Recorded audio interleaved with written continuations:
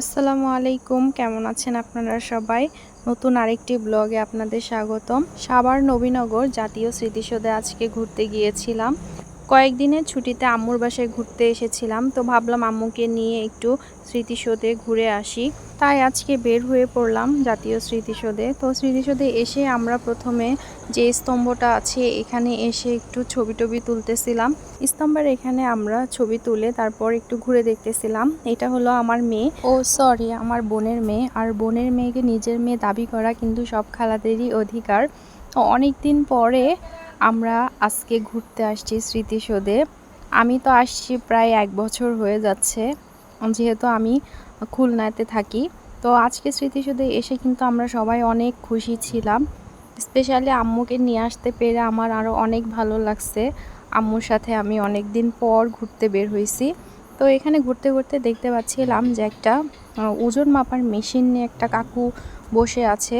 রোজার পর আমরা কিন্তু আর ওয়েট মাপিনি, তো ভাবলাম আজকে যেহেতু সবাই একসাথে আছি তাই সবাই সবার ওয়েটটা চেক করতেছিলাম। এটা হলো আমার ভাগ্নে, ওরা 2 ভাই বোন, মরিয়ম আর সোলাইমান। এবার আমি মেশিনে দেখতেছিলাম আমার ওয়েটটা কত হয়েছে। তো উনি আমার ওয়েটটা প্রথমে ভুল বলেছিল, তো যে কারণে আমি খুবই আশ্চর্য হয়ে গিয়েছিলাম যে কিভাবে এটা আমার ওয়েট হতে পারে। তো যাই হোক, পরবর্তীতে আমি আবারও মেশিনে উঠে মেপেছিলাম, তখন আবার ঠিক ওয়েটটাই দেখাচ্ছিল। তো আম্মু এখানে ওয়েট মেপে নিচ্ছিল।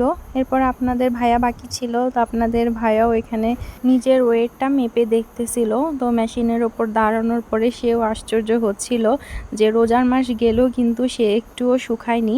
আসলে রোজা হলো আল্লাহ তাআলার একটা রহমত। তো রোজা থাকলে কিন্তু কেউ কখনো চিকন বা মোটা হয় না।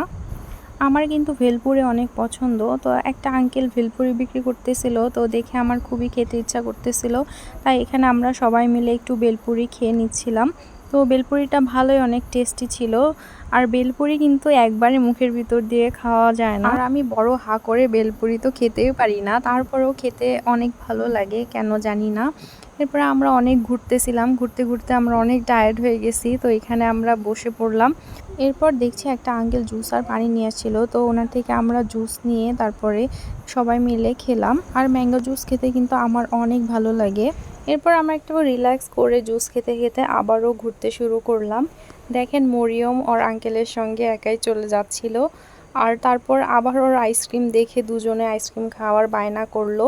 ওদের দুজনকে আইসক্রিম কিনে দিলাম। ওরা দুজনে চকবার আইসক্রিম খেতে অনেক পছন্দ করে, তো আইসক্রিম ওর আঙ্কেল কিনে দিচ্ছিল।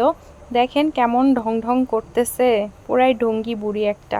আইসক্রিম শুধু ওরা দুজনেই খেয়েছে, আমরা কেউই খাইনি।